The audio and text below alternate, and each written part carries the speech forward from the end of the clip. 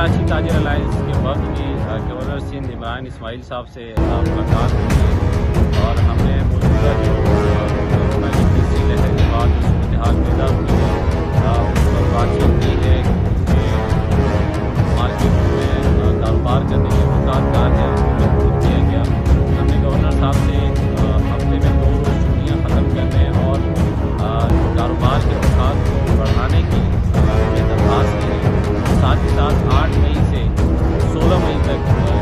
Lockdown का notification जारी किया गया है, उस पर भी हमें गवर्नर साहब से नज़रसानी की अपील की है, जिस पर गवर्नर साहब ने हमें एक ही ध्यान कराई कि टाइमिंग पर ज़रूर बात हो सकती है। और हमने गवर्नर साहब से ये भी गुजारिश की कि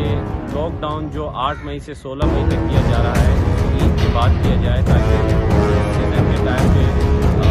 कारोबारी औकात को बढ़ाने के साथ साथ